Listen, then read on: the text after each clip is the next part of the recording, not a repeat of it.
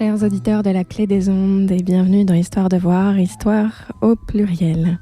Au programme aujourd'hui, encore et toujours les Gilets jaunes avec Patrick Youf et Magali Della Souda qui nous parlera des fruits du travail de dépouillement des cahiers de doléances de 2019 en Gironde par une équipe de chercheurs, étudiants et Gilets jaunes, suivi par la cellule Déméter, l'environnement et l'écologie avec Henri Plandé, président d'Alerte Pesticides Haute-Gironde, suivi ensuite par un événement qui aura lieu le 14 février à l'Athénée municipal, réunion d'un collectif bordelais pour se mobiliser contre la LGV Bordeaux-Toulouse. Bonjour à toutes et toutes. Henri, Olivier qui accompagne Henri, qui est ingénieur du son et qui va nous faire une petite surprise tout à l'heure. Patrick et puis Caroline. Bonjour. Et Abel à la technique. Alors, on va commencer par une petite poésie musicale, si tu veux bien, Henri, pour introduire notre émission d'aujourd'hui autour des Gilets jaunes. Si tu veux. Et parlons de Bouton d'or. Ah ben d'accord, alors je commence par ce... Alors normalement c'est une chanson, mais j'ai pas eu trop le temps de prendre l'accordéon, de la retravailler à la guitare, parce que c'était joué à la guitare au départ.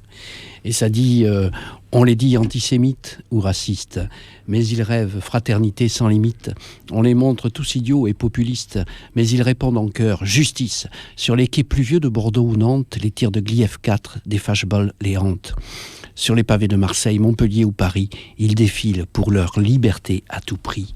Debout les boutons d'or, debout les gilets jaunes, debout les gilets jaunes, vous femmes et hommes, debout les boutons d'or de bonne volonté, ouvrez vos soleils, demain la vérité. Les mères ont samedi quitté leur rôle magnifique, elles portent sur leurs épaules ces éclatants soleils qu'elles ont au cœur. Elles sont là et ne comptent plus leurs heures. Les ronds-points sont devenus des étoiles, les cabanes, les grillades sont les voiles, des bateaux chargés d'espoir et de justice qui les portent chaque jour qu'elles bâtissent. Debout les boutons d'or, debout les gilets jaunes, debout les gilets jaunes, vous femmes et hommes, debout les boutons d'or de bonne volonté. Ouvrez vos soleils, demain la vérité. Indignez-vous, indignez-vous, indignez-vous. On est impatient d'écouter ce poème en chanson. On va l'enregistrera avec Olivier bientôt, je pense. Olivier, une tâche t'attend donc. Hein. Voilà. Donc, comme le disait tout à l'heure Caroline, nous sommes autour du sujet qui nous préoccupe et qui nous intéresse beaucoup. Ce sont les Gilets jaunes. On avait reçu, la semaine dernière, un reportage sur la valse des ronds-points, qui est une façon de reprendre le terrain de la part des collectifs Gilets jaunes de Bassins et de Sainte-Eulalie. Je ne me suis pas trompé. Absolument. Et Patrick Youf, qui est là en tant que représentant de ces deux collectifs, va nous raconter un petit peu cette mobilisation qui se met en place et qui se remet en place.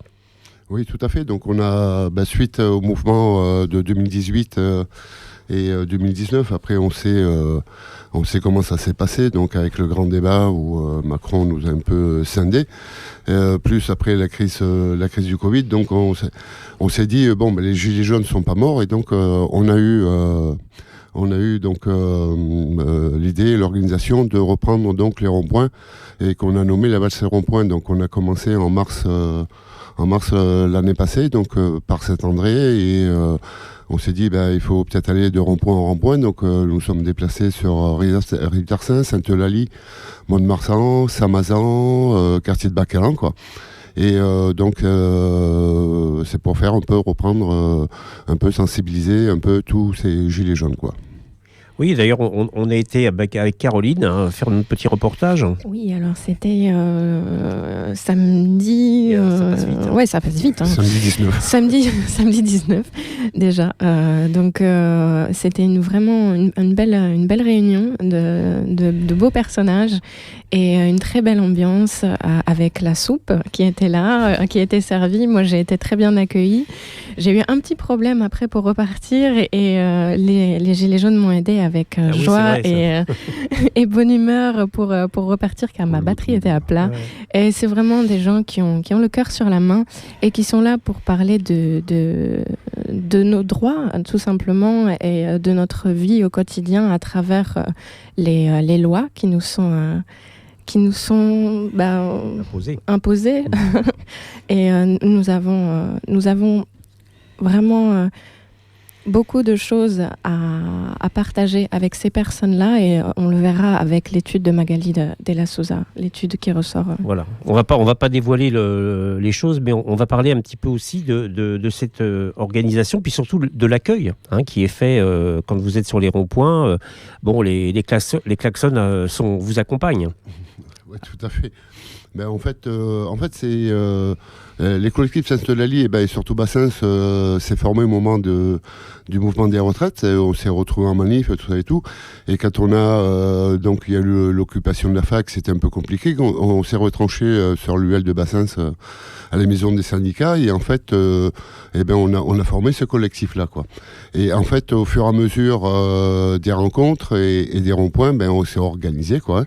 Donc on s'organise, on a un groupe électrogène pour la sono, on a des tables, des barnums, donc pour que ce soit le plus convivial possible, aussi bien pour les personnes qui viennent nous rencontrer que pour nous, quoi. On ne fait pas que manger et boire et partager la soupe, on réfléchit aussi, je pense, je pense pas, j'en suis même certain, puisqu'il y a une organisation qui est mise en place, qui est issue d'une réflexion sur l'organisation démocratique des AG pour prendre des décisions. Tu n'es pas là par hasard, c'est que ça a été, entre guillemets, mandaté par l'Assemblée Générale des Gilets jaunes Bordeaux.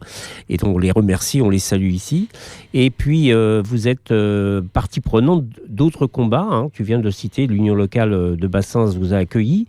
Donc, quand on a fait le reportage, on a rencontré des gens de la CGT, des gens de FO, des profs. Donc, l'unité à la base, elle existe et possible. Ah oui, tout à fait. Et puis, de toute façon, nous, on est sur tous les combats et sur tous les fronts. À savoir aussi bien, dans l'état lamentable tel que se trouve la santé et l'éducation. La semaine dernière, nous étions au rendez-vous pour soutenir les profs du lycée Ilifort, quoi.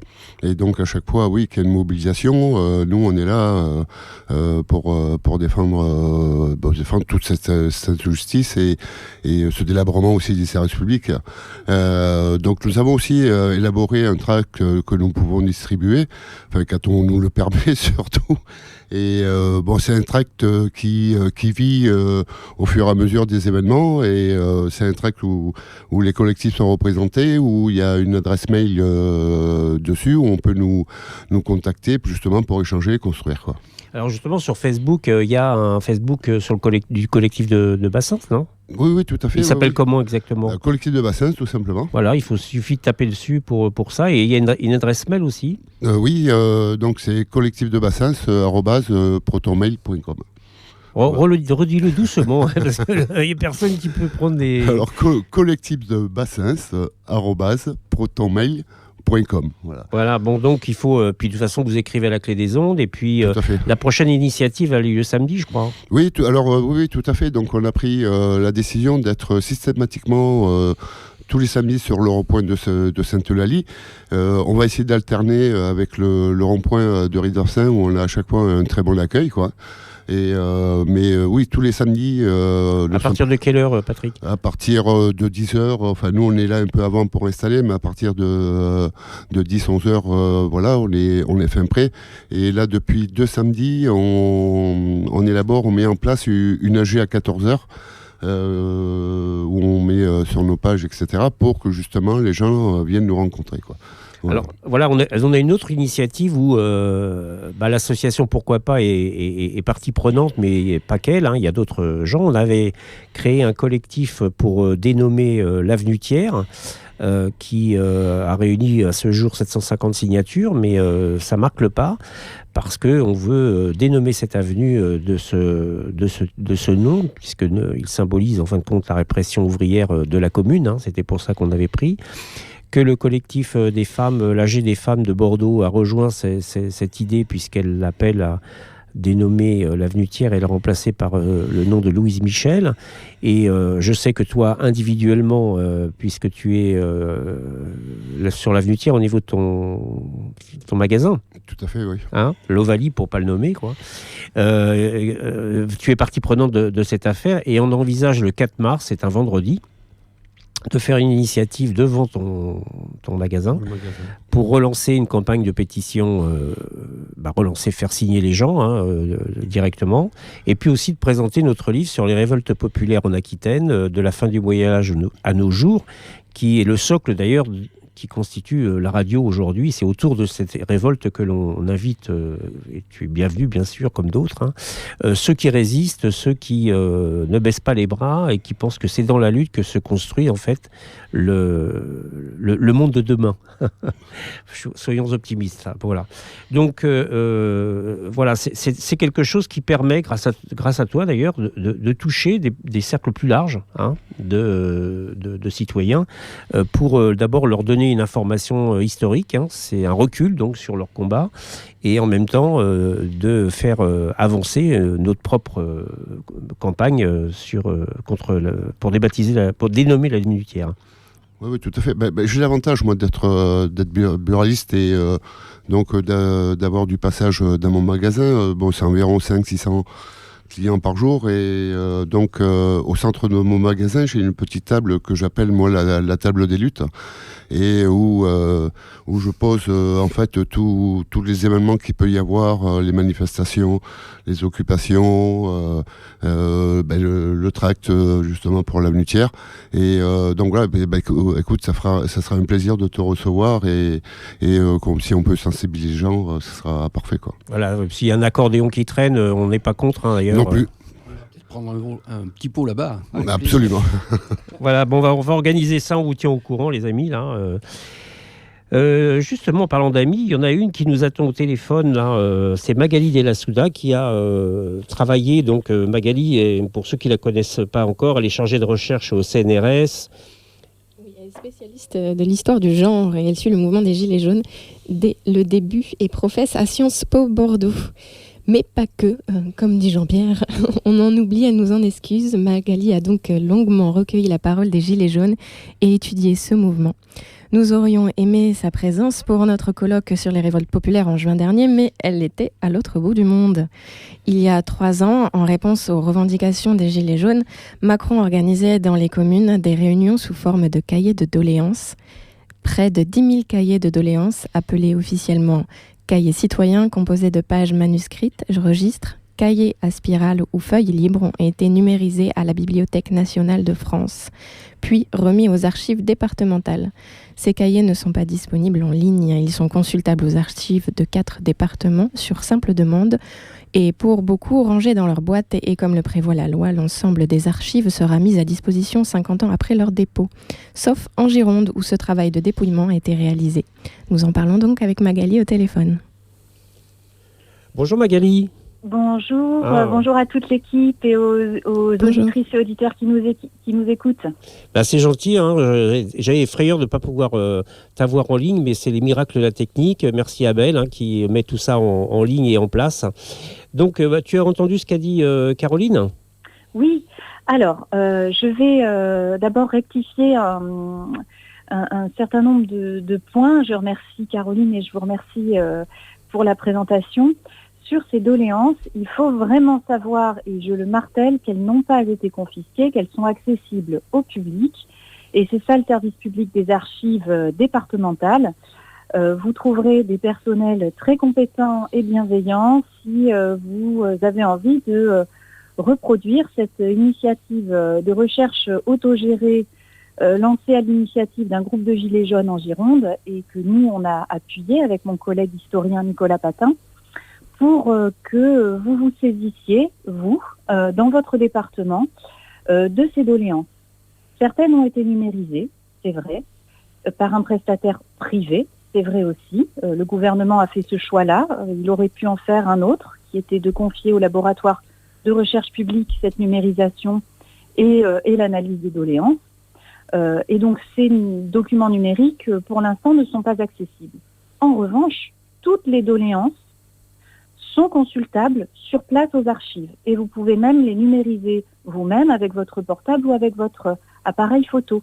Et c'est ce que nous avons fait avec une petite équipe de Gilets jaunes d'On the Rick. Enfin, en tout cas, on s'est connus grâce à ce circuit-là, à l'occasion d'un débat qui était organisé à Sciences Po Bordeaux par des Gilets jaunes et quelques universitaires, dont moi-même, sur les apports de ce mouvement social à la démocratie. Et donc c'est à l'occasion de ce débat, en 2020, au moment du mouvement des retraites, qu'un gilet jaune, Marcel, pour ne pas le nommer, m'a fait passer un petit mot. Il voulait savoir où étaient les doléances, et puis je l'ai tout de suite rassuré. Je lui ai dit, elles sont là, elles sont à quelques kilomètres de chez vous, de chez nous, aux archives départementales, et elles attendent qu'on vienne les consulter.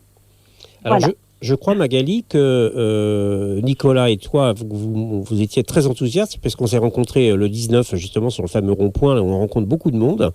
Et on a eu l'idée avec Patrick, qui est à côté de moi, là, de faire quelque chose pour officialiser cette restitution qui est en cours et qui ne manquera pas d'être analysée. Oui, tout à fait. Donc, l'intérêt de cette démarche, qui, encore une fois, c'est très important de le rappeler à nos auditrices et nos auditeurs, cette démarche, elle vient de citoyennes et de citoyens. Elle vient de Gilets jaunes. Et ils ont très bien fait de venir nous voir, parce que nous, on est aussi dans une démarche d'universitaires de service public, engagés auprès des citoyennes et des citoyens pour les accompagner, pour s'approprier des outils qui permettent de les analyser. Et donc, on aimerait effectivement, dans le droit fil de cette démarche, répondre aux demandes qui nous sont faites de restitution, qui ont été formulées d'abord par On the Rick, mais aussi par d'autres gilets jaunes et puis par des citoyennes et des citoyens qui n'étaient pas forcément dans le mouvement, mais qui sont aussi intéressés par le débat public et par cette expérience participative des doléances. Alors, sans dévoyer les grandes lignes, tu nous avais dit justement qu'il y avait quelques ressemblances, parce qu'il faut bien rappeler que ces cahiers de doléances, c'est en fin de compte ouvert, ça a été ouvert dans 10 000 mairies, je crois, et qu'il n'y avait pas spécifiquement que des gilets jaunes qui y répondaient, hein, c'est bien ça? Alors, effectivement, pour la Gironde, que nous connaissons le mieux, les cahiers ont été ouverts dans la plupart des communes. Et toutes les communes dans l'ensemble où il y a eu des cahiers ouverts ont versé les cahiers. Parfois, il n'y avait pas de doléances du tout, le cahier restait vide. Parfois, le cahier était très fourni, avec notamment ce fameux cas de Libourne, où ce sont les Gilets jaunes qui ont ouvert le cahier de doléances dès le 30 novembre, et où la mairie s'est appuyée sur cette expérience-là pour ensuite ouvrir les cahiers officiels. Et donc ça fait partie des découvertes et de la richesse qu'on y a trouvée. Et ce qu'il faut savoir aussi, c'est que les archives sont ouvertes dès maintenant pour les doléances, sous réserve qu'il n'y ait pas d'informations qui permettent d'identifier les personnes. Ça, vous imaginez bien que, en termes de protection des données personnelles, nous sommes extrêmement vigilants, et les collègues archivistes le sont également. Et donc effectivement, quand il y a des données identifiantes avec des informations relatives aux idées politiques, à la religion, à la santé des personnes, ces données-là sont protégées, et c'est heureux. En revanche, ça, c'est pas toutes les doléances. La très grande partie des doléances est parfaitement communicable, et nous avons fait en sorte dans le traitement qu'on ne puisse pas reconnaître les personnes qui contribuent, sauf quand c'est par exemple une association, typiquement une association de petits patrons et chefs d'entreprise a collé la même doléance dans plusieurs communes. Bon, là, c'est signé, c'est une association qui intervient dans le débat public en tant que telle, et là, il n'y a pas de données personnelles, on ne dévoile pas le nom des personnes, mais de l'association, et là les données sont très protégées. Donc c'est important d'avoir ça à l'esprit, et pour revenir à votre question, il y a des gilets jaunes qui ont participé, c'est le cas à Libourne, et ils participent en tant que gilets jaunes, mais l'immense majorité des personnes ne dit pas si elle est gilet jaune ou pas. L'immense majorité des presque 2000 doléances qu'on a retranscrites, que les gilets jaunes ont retranscrites et qu'on a analysées, ne mentionnent pas si on est gilet jaune ou pas. Elles expriment un soutien pour certaines d'entre elles, ou au contraire une critique forte du mouvement. Et ce qui est intéressant, c'est que gilet jaune ou pas gilet jaune, soutien ou pas soutien au mouvement, on retrouve des grands thèmes qui étaient communs à ceux du mouvement des Gilets jaunes. Et ça, je crois que c'est une des trouvailles de notre enquête. c'est de voir la similarité finalement des préoccupations des citoyennes et des citoyens, qu'ils soient gilets jaunes ou pas gilets jaunes. Henri veut dire une petite chose là-dessus. Déjà te dire bonjour Magali. Bonjour. Et puis te poser la question suivante. Est-ce que le gouvernement, d'une manière ou d'une autre, à ta connaissance, s'est emparé de ces cahiers de doléances ? Alors non, à notre connaissance, on a refait la revue de la littérature, on a aussi lu évidemment nos collègues qui sont spécialistes de ce qu'on appelle les dispositifs de participation. Vous l'avez peut-être observé, mais depuis une quinzaine d'années, il est de bon ton pour le gouvernement, pour les élus locaux, d'avoir des dispositifs, d'avoir qui permettent d'impliquer les citoyens, puisqu'il y a une abstention qui grandit, un désintérêt pour le vote, pour ce mode de participation institutionnelle. Donc, certains estiment qu'il faut d'autres outils. Ça peut être les conseils de quartier, ça a été ces fameux cahiers de doléances, ça a pu être cette convention citoyenne.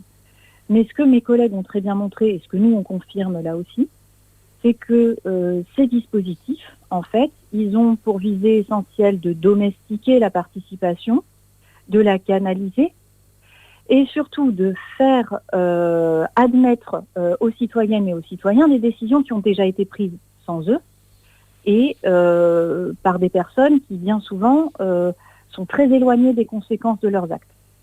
C'est la même chose avec les enquêtes publiques au moment des grands projets, comme on peut le constater en ce moment en Gironde, que ce soit SOCAT, Sœurs Atlantique ou autre.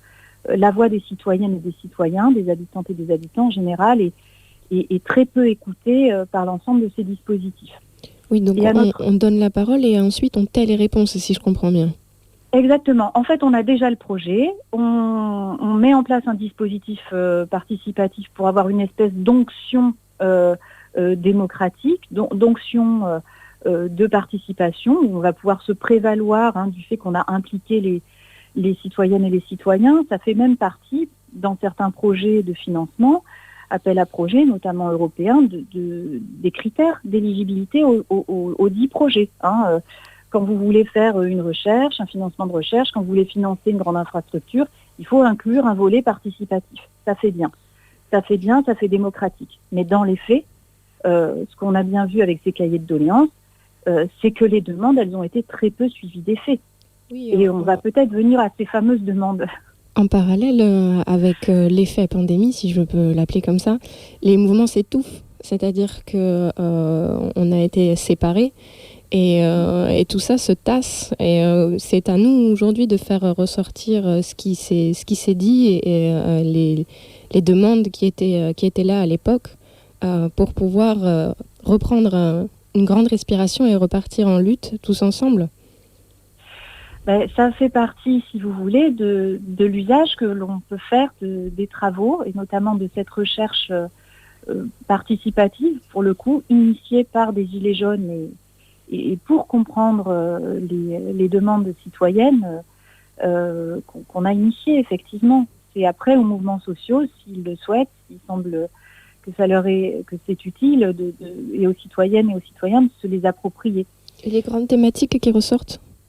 Alors, les grandes thématiques, donc juste un point sur la méthode. On a utilisé une méthode lexicométrique, c'est-à-dire qu'on a rassemblé tout le corpus des près de 2000 doléances et on les a analysées avec un logiciel gratuit en accès libre qui s'appelle Iramutech. Et ça permet de dégager des classes de mots et des lexiques qui ressortent. D'accord ? Et donc, on a établi 10 classes. Il y a 10 grandes catégories qu'on a ensuite ordonné par ordre de préférence et ensuite pour restituer l'analyse par grand thème. Le premier thème qui revient de manière très très forte, incontestable dans les doléances, c'est la justice sociale. Ça vous dit quelque chose, cette justice sociale, elle est venue très vite au cœur de la demande d'économie morale portée par les Gilets jaunes et on la retrouve chez nos concitoyennes et concitoyens qui ont participé aux doléances. C'est le pouvoir de vivre qui arrive en tête avec plus de 15% du corpus. Et on a une très belle doléance qui nous dit « Il est inadmissible au XXIe siècle que les êtres humains ne puissent vivre dignement de leur travail. » Vivre de son travail, des fruits de son travail quand on est retraité, ou du travail qu'on aimerait faire quand on est en situation de handicap, quand on est aidant d'une personne dépendante. Ça fait partie du cœur de ces revendications. Plus précisément, on pointe dans ces doléances la CSG, les prélèvements contraints, qui sont perçus comme une injustice faite aux petits, à ceux qui ont vécu de leur travail, et qui ne concernent pas ceux qui vivent de leur rente, ou les patrons qui fraudent. J'y viendrai dans un deuxième temps. Alors, Magali, ça nous montre l'urgence, en fin de compte, de cette restitution, mais une urgence qui doit être quand même mesurée, parce qu'il y a encore du boulot à cela. Donc, bien sûr qu'on va en reparler et en reparler. Il y a Patrick qui voulait dire un petit mot. Oui. Bonjour Magali. Bonjour Patrick. Voilà, oui, non, mais tout à fait. En fait, ces doléances n'ont jamais été mises au grand jour, hein, ça c'est clair. Bon, nous, c'est ce qu'on fait ressortir sur le repoint sur nos banderoles, hein, donc urgence sociale, urgence démocratique et urgence écologique. Donc voilà. Donc et apparemment, bon, c'est ce qui ressort quand même de ces doléances. Exactement. Voilà. Et ensuite, il ne faut pas oublier, comme tu disais, je veux dire, ce n'est pas normal qu'on puisse pas vivre le fruit de son travail. C'est quand même impensable qu'un pays comme le nôtre, on ait dépassé quand même les 12 millions de personnes qui vivent sur le seuil de pauvreté, quoi. C'est quand même inacceptable pour un pays comme le nôtre, quoi. Donc voilà. Donc voilà. Donc je te remercie, Patrick. Je voulais dire, Magali, qu'on ne va pas épuiser le sujet aujourd'hui. Donc il y a urgence effectivement à en reparler et à réfléchir comment on pourrait restituer ça de manière un peu, plus large et faire connaître. Donc peut-être qu'à l'automne, on peut organiser quelque chose, d'assez costaud sur la question. Nous, on est prêts, on est prêts à y travailler et avec vous et on vous remercie beaucoup pour ce travail parce que l'éclairage que vous avez est un éclairage que nous, on peut peut-être pas forcément avoir, on n'a pas la compétence pour cela. Et ce travail commun, en fin de compte, permet de garder cette histoire parce que, comme on le dit dans le livre sur les révoltes populaires, les travailleurs ou le peuple fait l'histoire, mais c'est les patrons qui l'écrivent. Et là, on fait le contraire, on continue le combat des Gilets jaunes à travers cette restitution-là. Tout à fait. Voilà. Et vraiment, ça j'insiste, la justice sociale, réduire les inégalités territoriales, la forte demande de services publics et notamment de santé, elle était déjà là. Et puis, une politique de transition écologique plus juste, avec des transports publics, avec des infrastructures. Ça, c'est vraiment ce qui est au cœur de cette demande, la justice fiscale, la justice sociale. Tout à fait. Cette demande d'économie morale. Tout à fait. Citoyenne et gilets jaunes. Ben écoute, on te remercie beaucoup, Magali. On sait que tu vas sortir un livre là dans les jours qui viennent. Donc oui. La porte et la clé des ondes t'est grandement ouverte. Eh bien, merci à vous. Allez, je t'embrasse. À très vite. À très vite. Au revoir. Au revoir.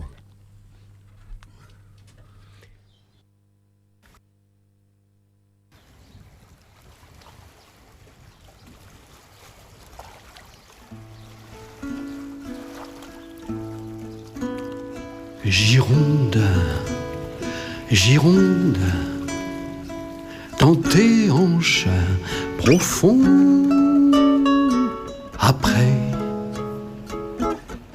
le tumulte des ondes, accueille les caprices et la mort heureuse de tes deux enfants voyageuses, tes deux belles filles joyeuses. Elles ont traversé tant de pays, renvoyé tant de regards épris, envoûtés les cœurs de tant amants, se déshabillant maladroit ou lentement, leur corps impatient posé sur tes berges, dans le frais bonheur qui les immerge. Gironde, Gironde, dans tes hanches blondes, reçois ces hommes au regard lent. Ils se souviennent et regardent couler le temps dans ton immense sablier horizontal. Leur vie se déverse dans ta mer pétale. Un peu, beaucoup, passionnément, à la folie. En souvenir d'un amour, d'un corps, d'un lit. Ils dérivent leur mémoire derrière.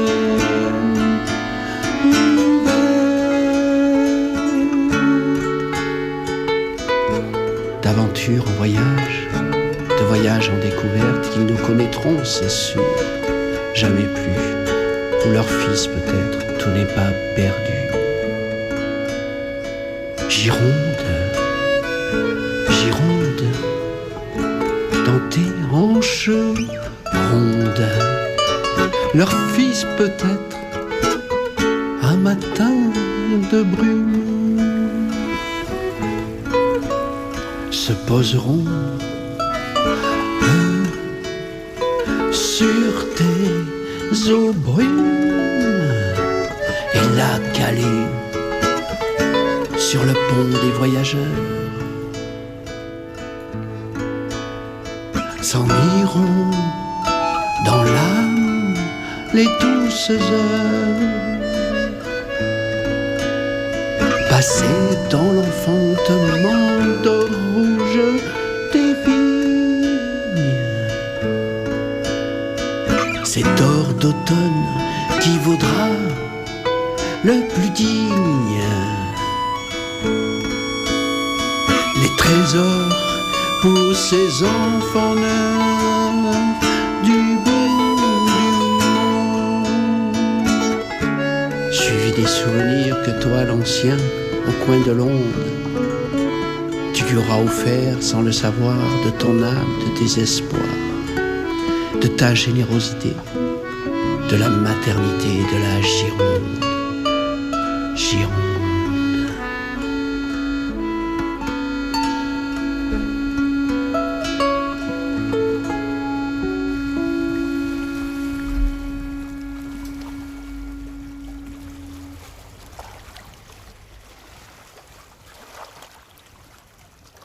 Quelle est belle cette Gironde, hein. Elle est bien Gironde, hein. Merci beaucoup. Voilà, donc je suis avec Henri Plandet qui a composé, écrit cette chanson, et Olivier qui, devant nous, est venu avec ses instruments d'enregistrement. Alors, la clé des ondes est absolument remplie de tas d'instruments plus compliqués les uns que les autres. Sérieusement, c'est des petits micros. Tu peux nous en parler d'ailleurs, Olivier? Oui, bah, cette chanson que vous venez d'écouter vient tout juste d'être enregistrée. Elle a été enregistrée à 100% en binaural. Donc le binaural, c'est un système un peu particulier qui simule l'audition humaine. Donc le principe est de mettre des micros dans des oreilles. Voilà. Donc ça donne une présence et puis beaucoup de réalisme. Oui, beaucoup de réalisme. Les micros ont un design quand même très particulier. Et celui qui est au centre nous fait penser à une statue de l'île de Pâques. C'est très amusant d'ailleurs parce que j'ai cherché un design très simple et je suis tombé sur un design très île de Pâques. C'est comme quoi, peut-être que ça n'a pas été fait complètement au hasard, les statues de l'île de Pâques. Il y avait peut-être un logiciel 3D derrière. Oui, parce que ce que Olivier dit pas, parce qu'il est modeste, c'est que il a tout fait. Il a fait les micros, il a fait la forme de la tête, la forme de l'oreille et tout ça.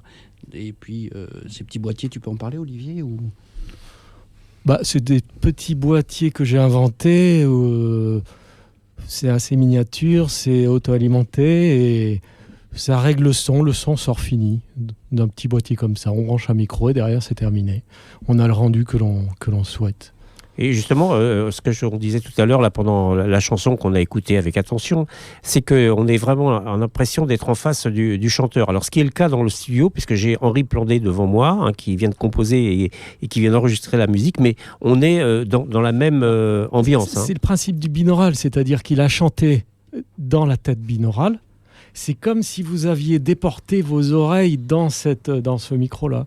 Donc, c'est comme si Henri avait chanté directement en face de vous. C'est le principe. Formidable. Hein. Alors Henri, sans les microbes. Sans les microbes. Avec micro, mais sans les microbes. Avec micro. Alors Henri, vous voyez, c'est ce talent-là, hein, c'est la poésie, c'est la musique, c'est des amis. Et puis alors, il n'est pas égoïste parce que ses amis, il les partage avec d'autres amis, vous voyez. Donc, on reviendra un petit peu tout à l'heure sur les Gilets jaunes parce qu'il y a une question qu'on a oublié de poser. On en a tellement à dire et puis Magali était tellement complète dans ce travail de restitution. On n'est pas toujours en train de perdre des combats, hein, parce que Henri, qui est un artiste accompli, que j'aime beaucoup en tant qu'artiste et en tant qu'ami, est aussi un militant infatigable pour des causes, par exemple écologiques, hein, il y en a d'autres, hein, et il va nous parler de ce qu'on appelle la cellule Déméter. Alors Déméter, c'est très joli comme nom, hein, c'est un nom qui vient de la Grèce, hein, c'est la mer, hein, c'est celle qui est la mère de la terre même d'ailleurs, hein, et qui a été la déesse de l'agriculture et des moissons, hein, c'était important. Alors elle a d'autres, ce nom a été récupéré par d'autres, mais on va pas en parler pour pas perturber trop cette écoute, et de dire donc Henri est là en tant que président d'Alerte Pesticides Hauts-de-Gironde. Il a déjà été interviewé sur la clé des ondes par Sylvie Noni, hein, qui en a parlé. Mais moi, quand même, j'ai tenu à ce qu'il vienne d'ailleurs pour que vous l'entendiez, mais aussi pour qu'il nous explique comment il a vécu justement les conséquences de cette cellule Déméter. Alors peut-être qu'il faut que tu en parles 30 secondes ou une minute ou deux de l'origine. Oui, alors l'origine, déjà, c'est l'origine d'Alerte Pesticides Hauts-de-Gironde qui s'est créée après l'intoxication de 24 élèves et d'une institutrice dans le Nord-Gironde.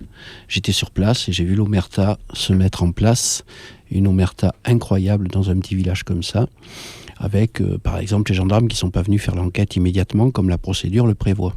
Moi-même qui étais sur place, je n'ai jamais été entendu par la justice, par exemple. Donc, et c'est une affaire qui aurait pu ne pas sortir parce que j'ai dû intervenir pour qu'on mette qu'effectivement, il y avait eu des épandages et qu'il fallait prendre en compte cette question-là. Voilà.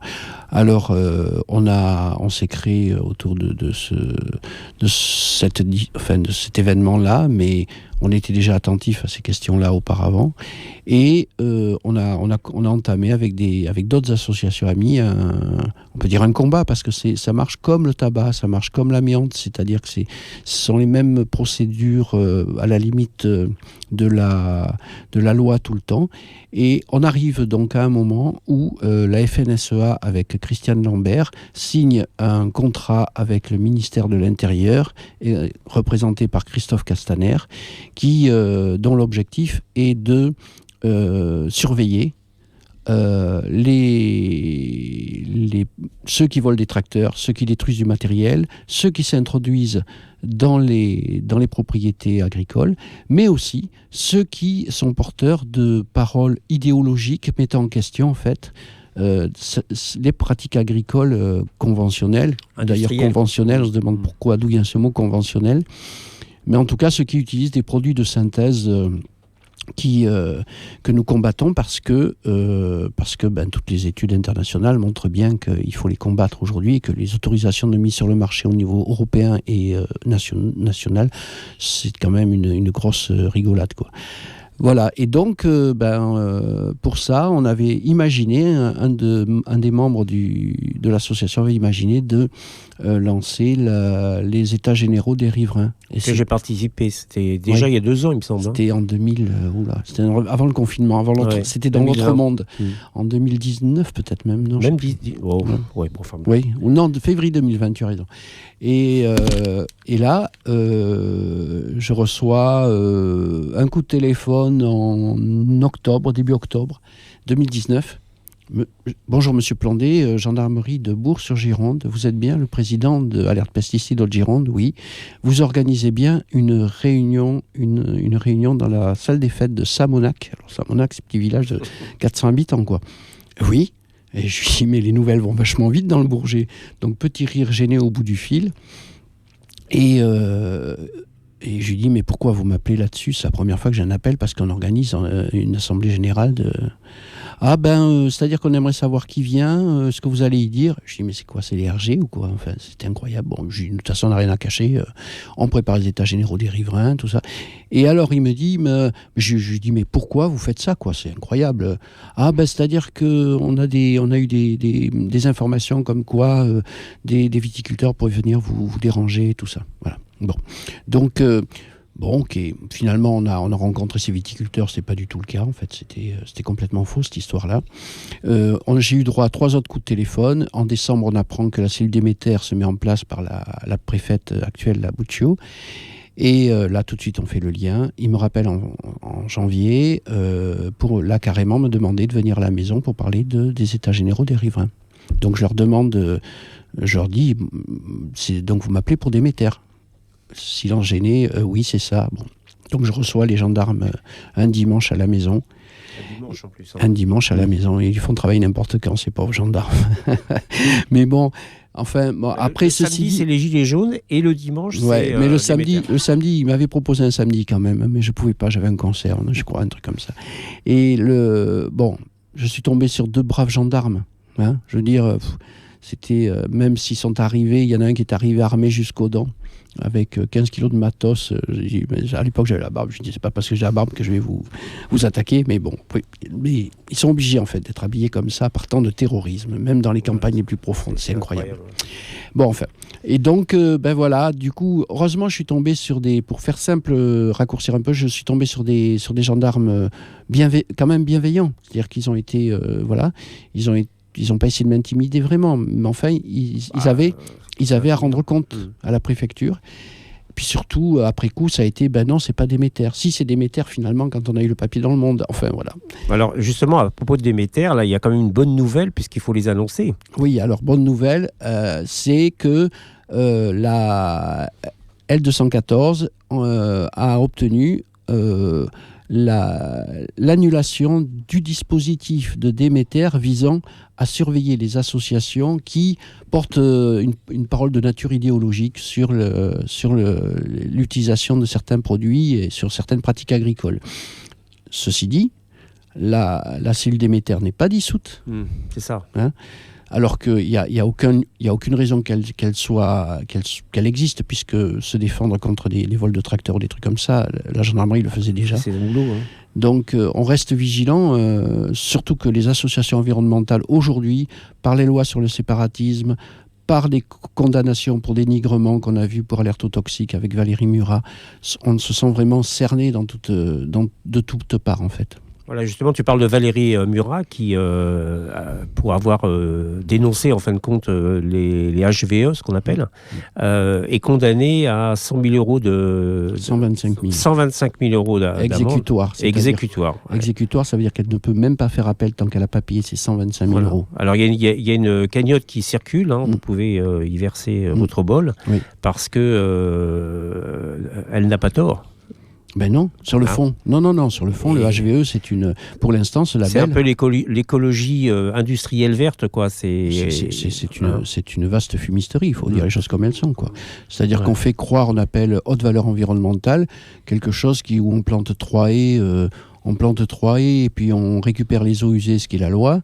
ce qui n'empêche pas d'utiliser des cancérigènes, mutagènes, reprotoxiques, des perturbateurs endocriniens, tout ça c'est pas trop un problème. Et d'ailleurs quand on croise les cartes du plus grand nombre d'exploitations qui se mettent en HVE, ce sont dans les départements où on achète le plus de pesticides. Ah ouais, c'est bon, ça sera l'objet d'une autre émission. Et il y en a déjà eu d'ailleurs à ce sujet. Je citais Sylvie tout à l'heure, qui a fait un gros travail sur ce sujet-là. Ouais. Hein. Mais quand même, je vois dans le Nord-Gironde, par exemple, on travaille beaucoup, on œuvre beaucoup avec les autorités locales et les vignerons.